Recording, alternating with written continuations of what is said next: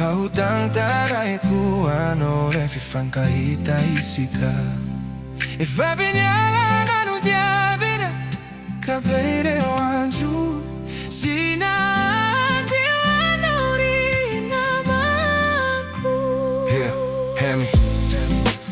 no menino, ireu sedi na recha Ireu sonha rarahatsi nisy fetra Fambola hijoro etoa ho iresa caminao Da mini lalay amitsika fahiny Fantatro fa tsara ilay fiarahaniny Fa niseko no niotra tsy nino Hoe aharitra tsy nesimpino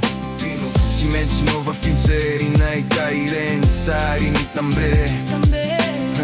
Ireu andro mifalina n'andro mpahorina tsy nisy homeko tsiny Izao ahoany efa mahita anao aminy toerana vaovao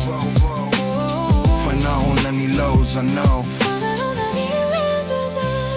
Ahoana no tsy resana fianakaviana Satria tseo mianao no tena mbarikaraina Taminy zavatra rehetra no lalovako Teo alira kondutery ireo vaolako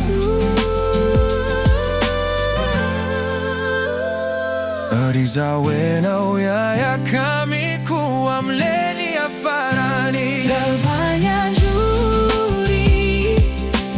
Nambako Fautang-taray ko ano refrancaita isika Ififana Dafa benyana nudiabira Nudiabira Kabeye manju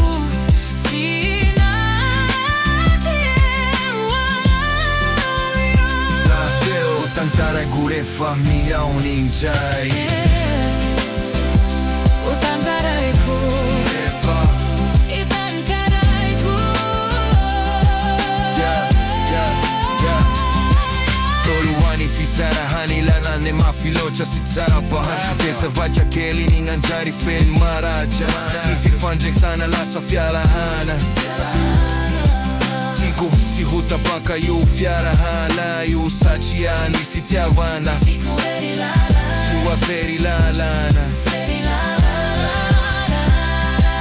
Refa tsy fankatiavana lolo alarana Tsy tokony hiry senzany famarana Amnadontsika daholo izany faingrizy Sy azo andaharana